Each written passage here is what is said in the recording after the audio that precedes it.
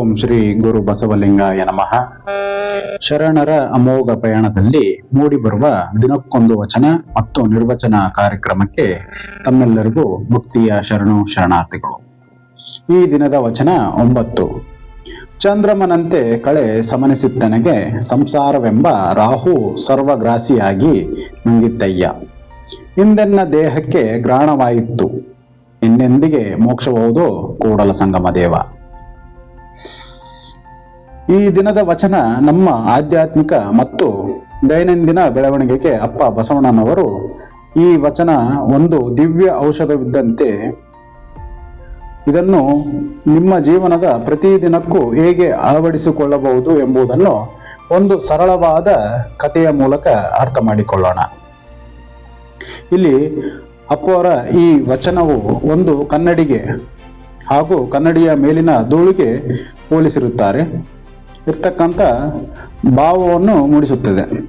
ಒಂದು ಊರಲ್ಲಿ ರಾಘವ ಅನ್ನೋ ಒಬ್ಬ ವ್ಯಕ್ತಿ ಇರುತ್ತಾನೆ. ಆ ರಾಘವ ಒಬ್ಬ ಪ್ರಾಮಾಣಿಕ, ಕಷ್ಟಪಟ್ಟು ದುಡಿಯುವ ಮಧ್ಯಮ ವರ್ಗದ ವ್ಯಕ್ತಿ.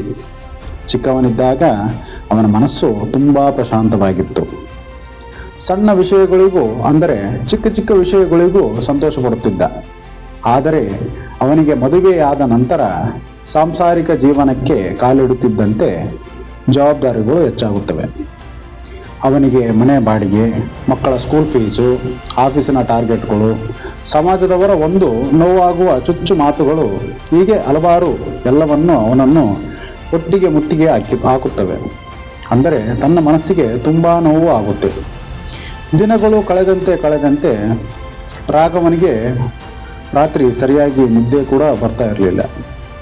ಆದರೂ ಸಣ್ಣ ಸಣ್ಣ ವಿಷಯಕ್ಕೂ ಸಿಟ್ಟು ಬರುತ್ತಿತ್ತು. ಹೆಂಡತಿಯೊಂದಿಗೆ ಜಗಳ ಮತ್ತು ಮಕ್ಕಳೊಂದಿಗೆ ನಗುವುದನ್ನೇ ಮರೆತು ಬಿಟ್ಟಿದ್ದ ಜೀವನದಲ್ಲಿ. ಅವನಿಗೆ ತನ್ನ ದೇಹವು ಮತ್ತು ಮನಸ್ಸು ತುಂಬ ಭಾರವಾದಂತೆ ಭಾವ ಅನಿಸುತ್ತಿತ್ತು. ಇನ್ನು ಈ ಜೀವನದಲ್ಲಿ ನನಗೆ ಕಷ್ಟಗಳೇ ಹೊರತು ಸುಖದ ದಿನಗಳು ಇನ್ನು ಮುಂದೆ ಬರುತ್ತಾವೋ ಇಲ್ಲ ಎಂದು ಚಿಂತೆ ಮಾಡ್ತಾ ಇದ್ದ. ಒಂದು ದಿನ ಬೇಸರದಿಂದ ಮುಗಿಲೇ ಕಳಚಿ ತಲೆ ಮೇಲೆ ಬಿದ್ದಿರೋ ಹಾಗೆ ಕುಳಿತಿದ್ದ. ಪಾಪ, ಇದಕ್ಕೆ ನಮ್ಮ ಮನೆಯಲ್ಲೇ ಇರುವ ಅನುಭವಿಗಳು ಆಗಿರುವ ನಮ್ಮ ತಾತನನ್ನು ಇದರ ಬಗ್ಗೆ ಒಂದು ಸಲಹೆಯನ್ನು ಕೇಳೋಣ ಅಂತ ಅವರ ಬಳಿ ಹೋಗಿ ಕೇಳುತ್ತಾನೆ. ರಾಘವ ತಾತನ ಬಳಿ ಬಂದು, ತಾತ, ನನಗ್ಯಾಕೋ ಇತ್ತೀಚೆಗೆ ಬದುಕಿನ ಮೇಲೆ ಯಾಕೋ ತುಂಬಾನೇ ಬೇಸರವಾಗ್ತಿದೆ. ಮತ್ತೆ ನನ್ನ ಒಳಗೆ ಮುಂಚೆ ಇದ್ದ ಕೆಲಸ ಕಾರ್ಯಗಳಲ್ಲಿ ತೋರ್ಸಕ್ಕಂಥ ಉತ್ಸಾಹ, ನನಗೆ ನೆಮ್ಮದಿ ಕೂಡ ಈಗ ಪೂರ್ತಿ ಇಲ್ಲದಂತೆ ಆಗಿದೆ ಅಂತ ತನ್ನ ಮನಸ್ಸಿನ ನೋವನ್ನು ಹೇಳಿಕೊಂಡ ತಾತನ ಹತ್ರ. ಅದಕ್ಕೆ ತಾತ ಅಯ್ಯೋ ಹುಚ್ಚಪ್ಪ ಅಂತ ನಸುನಗುತ್ತಾ, ಅಯ್ಯೋ ಹುಚ್ಚಪ್ಪ ರಾಘವ, ನಿನ್ನ ಒಳಗಿರುವ ನೆಮ್ಮದಿ ಎಲ್ಲಿಗೂ ಹೋಗಿಲ್ಲಪ್ಪ. ಅದು ನಿನ್ನಲ್ಲಿಯೇ ಚಂದ್ರನ ಥರ ಪ್ರಕಾಶಮಾನವಾಗಿಯೇ ಇದೆ. ಅದು ಅಡಗಿ ಕುಳಿತಿದೆ ಅಷ್ಟೇ. ಅದು ಈ ಕ್ಷಣ, ಅಂದರೆ ಕೆಲವು ದಿನಗಳ ಮಟ್ಟಿಗೆ ಕಷ್ಟಗಳು ಬಂದಿರ್ತವೆ. ಆದರೆ ಅದರ ಮೇಲೆ ಸಂಸಾರದ ಚಿಂತೆ, ನಿನ್ನಲ್ಲಿ ಕಾಡುವ ಕಷ್ಟಗಳು, ಒತ್ತಡಗಳು ಅನ್ನೋ ಗ್ರಹಣ ಹಿಡಿದಿದೆ ಅಷ್ಟೇ. ಗ್ರಹಣ ಹಿಡಿದಾಗ ಚಂದ್ರ ಕಾಣಿಸುವುದಿಲ್ಲ ಅಷ್ಟೇ ಏಕೆ, ಆದರೆ ಚಂದ್ರನ ಬೆಳಕು ನಾಶವಾಗಿರುವುದಿಲ್ಲ. ಆದರೆ ನಿನ್ನ ಚಿಂತೆಗಳು ಮತ್ತು ಕಷ್ಟಗಳನ್ನು ಸ್ವಲ್ಪ ದೂರ ಬಿಟ್ಟು ನೋಡು. ಆಗ ನಿನ್ನ ಕಳೆ, ಅಂದರೆ ನಿನ್ನಲ್ಲಿರುವ ಆವರಿಸಿಕೊಂಡಿರುವಂತಹ ಕತ್ತಲು ಪುನಃ ಬೆಳಕಾಗಿ ಪೂರ್ಣ ಚಂದ್ರಮನಂತೆ ಪ್ರಕಾಶಮಾನವಾಗಿ ಕಾಣಲು ಆರಂಭಿಸುತ್ತದೆ.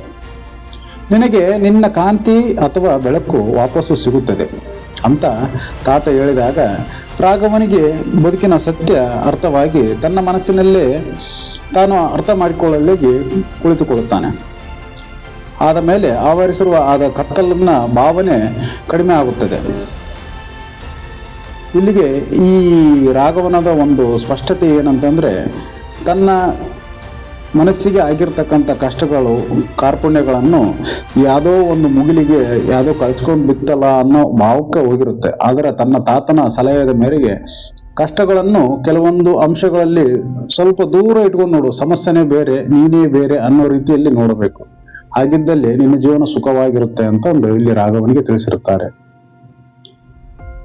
ಬನ್ನಿ ಶರಣ ಬಾಂಧವರೇ, ಈ ವಚನದ ಆಳವಾದ ಅರ್ಥವನ್ನ ಅಪ್ಪ ಬಸವಣ್ಣನವರು ನಮ್ಮ ಮನಸ್ಸಿನ ಸ್ಥಿತಿಯನ್ನು ಚಂದ್ರಗ್ರಹಣಕ್ಕೆ ಯಾವ ಥರ ಹೋಲಿಸಿದ್ದಾರೆ ಅಂತಂದು ಕೆಲವೊಂದು ಅಂಶಗಳ ಮೂಲಕ ನಾವು ವಿವರಿಸುತ್ತಾ ಹೋಗೋಣ. ಈ ವಚನವನ್ನು ನಿರ್ವಚನ ಮಾಡುತ್ತಾ ಹೋಗೋಣ. ಮೊದಲನೇದಾಗಿ, ಚಂದ್ರಮನಂತೆ ಕಳೆ ಸಮನಿಸಿತ್ತನೆಗೆ. ನನ್ನ ಆತ್ಮ ಅಥವಾ ಮನಸ್ಸು ಮೊದಲು ಚಂದ್ರನಂತೆ ತಂಪಾಗಿ ಸುಂದರವಾಗಿ ಪ್ರಕಾಶಿಸುತ್ತಿತ್ತು. ಅಂದರೆ ತುಂಬಾ ಸುಗಮವಾಗಿ ನನ್ನ ಜೀವನದ ಕ್ಷಣಗಳೂ ಕೂಡ ಕಳೆಯುತ್ತಿದ್ದವು. ಎರಡನೇದಾಗಿ, ಸಂಸಾರವೆಂಬ ರಾಹು ಸರ್ವಗ್ರಾಸಿಯಾಗಿ ನುಂಗಿತ್ತಯ್ಯ. ಆದರೆ ಈ ಪ್ರಾಪಂಚಿಕ ಜೀವನದ ಆಸೆಗಳು, ಕಳವಳಗಳು, ಅತಿಯಾದ ಮೋಹ ಮತ್ತು ಚಿಂತೆಗಳು ರಾಹುವಿನಂತೆ ಬಂದು ನನ್ನ ಇಡೀ ಜೀವನದ ನೆಮ್ಮದಿಯನ್ನು ನುಂಗಿಬಿಟ್ಟವು. ಮೂರನೇದಾಗಿ, ಹಿಂದೆನ್ನ ದೇಹಕ್ಕೆ ಗ್ರಹಣವಾಗಿತ್ತು. ಇಂದು ನನ್ನ ಮನಸ್ಸಿಗೆ ಮಾನಸಿಕ ಒತ್ತಡ ಪರಿಣಾಮವಾಗಿ ಈಗ ನನ್ನ ದೇಹಕ್ಕೂ ಕೂಡ ಗ್ರಹಣ ಹಿಡಿದಿದೆ ಅಂತ ಭಾವ ಬಂದಿದೆ. ಅಂದರೆ ನಮ್ಮ ಜೀವನದಲ್ಲಿ ಹೆಚ್ಚು ಹೆಚ್ಚು ಕಷ್ಟಗಳು ಒಂದು ಸರಪಳಿ ಜೋಡಣೆ ಆದಾಗ ನಮ್ಮ ದೇಹದಲ್ಲಿ ಅದರಿಂದಾನೇ ಒಂದು ಅನಾರೋಗ್ಯ, ಸುಸ್ತು, ನಿರಾಸಕ್ತಿ ಮೂಡಿಬರುತ್ತದೆ. ನಾಲ್ಕನೇದಾಗಿ, ಇನ್ನೆಂದಿಗೆ ಮೋಕ್ಷವಾಗುವುದು ಕೂಡಲ ಸಂಗಮ ದೇವ. ಏ ಪರಮಾತ್ಮನೇ, ಎನ್ನ ದೇವ, ಈ ಸಾಂಸಾರಿಕ ಜಂಜಾಟಗಳ ಕತ್ತಲೆಯಿಂದ ನನಗೆ ಯಾವತ್ತಪ್ಪ ಮುಕ್ತಿ ಅಂತ ಅಥವಾ ಒಂದು ನೆಮ್ಮದಿಯ ಶಾಂತಿಯನ್ನು ಯಾವಾಗ ಸಿಗುವಂತೆ ಮಾಡುತ್ತೀಯ ನನ್ನ ತಂದೆ ಅಂತ ಇಲ್ಲಿ ಒಬ್ಬ ಭಕ್ತ ಕಷ್ಟ ಬಂದಾಗ ಮಾತ್ರ ಅಧ್ಯಾತ್ಮದ ಕಡೆ ಮೊರೆ ಹೋಗುತ್ತಾನೆ. ಸುಖದ ಕಾಲದಲ್ಲಿ ಆ ಪರಮಾತ್ಮನನ್ನು ಒಂದು ದಿನ ಒಂದು ಗಳಿಗೆಯಲ್ಲಿ ಸಹ ನೆನೆಸುವುದಿಲ್ಲ. ಈ ಮನುಷ್ಯ ಜನ್ಮವೇ ಇಷ್ಟು. ಆದ್ದರಿಂದ ಅಪ್ಪ ಬಸವಣ್ಣನವರು ನಮ್ಮ ದಿನನಿತ್ಯದ ಜೀವನಕ್ಕೆ ಯಾವ ರೀತಿ ಈ ವಚನವು ಅನ್ವಯಿಸುವುದು ಅಂತ ನಾವು ತಿಳಿದುಕೊಳ್ಳುತ್ತಾ ಹೋಗೋಣ. ನಾವು ಪ್ರತಿದಿನ ಬೆಳಗ್ಗೆ ಎದ್ದ ತಕ್ಷಣ ಮತ್ತು ರಾತ್ರಿ ಮಲಗುವಾಗ ಅಪ್ಪ ಬಸವಣ್ಣನವರ ಈ ವಚನವನ್ನು ನೆನಪಿಸಿಕೊಳ್ಳಬೇಕು. ಅಂದರೆ ಈ ವಚನದಲ್ಲಿ ಹೇಳಿರುವ 4 ಸೂತ್ರಗಳನ್ನು ನಮ್ಮ ಜೀವನದಲ್ಲಿ ಪಾಲಿಸಿಕೊಳ್ಳಬೇಕು. ಮೊದಲನೇದಾಗಿ, ಚಿಂತೆ ಎಂಬ ರಾಹುವನ್ನು ಗುರುತಿಸಿ. ಅಂದರೆ ನಮ್ಮ ದಿನದ ಆರಂಭದಲ್ಲಿ ನಿಮ್ಮ ಮನಸ್ಸನ್ನು ಕೆಡಿಸುತ್ತಿರುವ ಮುಖ್ಯ ವಿಷಯ ಅಥವಾ ಪ್ರಶ್ನೆ ಯಾವುದು ಎಂದು ಯೋಚಿಸಬೇಕು. ಅದು ಹಣದ ಸಮಸ್ಯೆಯೋ ಆಗಿರಬಹುದು, ಅಥವಾ ಆಫೀಸ್ ಕೆಲಸವೋ ಆಗಿರಬಹುದು, ಅಥವಾ ಯಾರೋ ಜನಸಾಮಾನ್ಯರು ಆಡಿರದ ಚುಚ್ಚು ಮಾತುಗಳು ಆಗಿರಬಹುದು. ಅದನ್ನು ನಿಮ್ಮ ಮನಸ್ಸಿನಿಂದ ಬೇರ್ಪಡಿಸಬೇಕು. ಅಂದರೆ ಅದನ್ನು ಮನಸ್ಸಿನಿಂದ ಹೊರಗಡೆ ಹಾಕಿ ನೋಡುವುದನ್ನು ಕಲಿಯಿರಿ. ಅಂದರೆ ನೀವು ಬೇರೆ, ನಿಮ್ಮ ಸಮಸ್ಯೆಗಳೇ ಬೇರೆ ಅಂತ ಒಂದು ದೃಷ್ಟಿಕೋನವನ್ನು ಬೆಳೆಸಿಕೊಳ್ಳಬೇಕು ಅಂತ ಇಲ್ಲಿ ಮೊದಲನೇದಾಗಿ ಅಪ್ಪರು ತಿಳಿಸ್ತಾ ಇದ್ದಾರೆ. ಎರಡನೇದಾಗಿ, ಗ್ರಹಣ ತಾತ್ಕಾಲಿಕ. ಈ ಗ್ರಹಣ ಛಾಯೆ ಸ್ವಲ್ಪ ಸಮಯ ಅಥವಾ ಸ್ವಲ್ಪ ದಿನಗಳು ಎಂದು ನೆನಪಿಸಿಕೊಳ್ಳಬೇಕು. ಬದುಕಿನಲ್ಲಿ ಕಷ್ಟಗಳು ಬಂದಾಗ, ಆರೋಗ್ಯ ಕೆಟ್ಟಾಗ ಅಥವಾ ನಷ್ಟವಾದಾಗ ಭಯಪಡಬಾರದು. ಇದು ನನ್ನ ಜೀವನಕ್ಕೆ ಬಂದಿರುವ ತಾತ್ಕಾಲಿಕ ಕಷ್ಟ ಅಷ್ಟೇ. ಗ್ರಹಣದ ಒಂದು ತರ ಇರಬಹುದು ಅಂತ ಒಂದು ಭಾವಾರ್ಥ ಮೂಡಿ ಬರಬೇಕು. ಗ್ರಹಣ ಬಿಟ್ಟ ಮೇಲೆ ಚಂದ್ರ ಮತ್ತೆ ಪ್ರಕಾಶಿಸುವಂತೆ ನನ್ನ ಕಷ್ಟದ ದಿನಗಳು ಕೂಡ ಕರಗಿ ನಾನು ಮತ್ತೆ ನಗುತ್ತೇನೆ ಎಂದು ನಮಗೆ ನಾವೇ ಧೈರ್ಯವನ್ನು ಹೇಳಿಕೊಳ್ಳಬೇಕು. ಮೂರನೇದಾಗಿ, ಪ್ರತಿದಿನ 10 ನಿಮಿಷ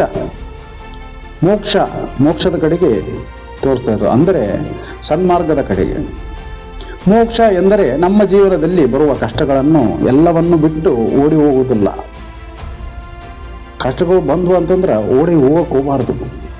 ದಿನದಲ್ಲಿ ಕನಿಷ್ಠ 10 ರಿಂದ 15 ನಿಮಿಷಗಳ ಕಾಲ ಮೊಬೈಲನ್ನು ಪಕ್ಕಕ್ಕಿಟ್ಟು ಯಾವುದೇ ಆಲೋಚನೆಗಳಿಲ್ಲದೆ ಪ್ರಶಾಂತವಾಗಿ ಕಣ್ಣು ಮುಚ್ಚಿ ಕುಳಿತುಕೊಳ್ಳಿ. ಧ್ಯಾನವನ್ನು ಮಾಡಿ ಅಥವಾ ಶಿವಯೋಗದಲ್ಲಿ ಪಾಲ್ಗೊಳ್ಳಬೇಕು. ಇದು ನಿಮ್ಮ ಇಡೀ ಜೀವನದ ಅಂದರೆ ಆ ದಿನದ ಮಾನಸಿಕ ತೊಂದರೆಗಳು ಎಂಬ ಗ್ರಹಣವನ್ನು ಬಿಡಿಸಲು ಸಹಾಯ ಮಾಡುತ್ತದೆ. ನಾಲ್ಕನೇದಾಗಿ, ಶರಣಾಗತಿ ಭಾವ. ಅಂದರೆ ನಿಮ್ಮ ಕೈಲಾದ ಕೆಲಸವನ್ನು ಪ್ರಾಮಾಣಿಕವಾಗಿ ಮಾಡಬೇಕು. ಅದರ ಫಲಿತಾಂಶದ ಬಗ್ಗೆ ಅತಿಯಾಗಿ ತಲೆ ಕೆಡಿಸಿಕೊಳ್ಳಬಾರದು.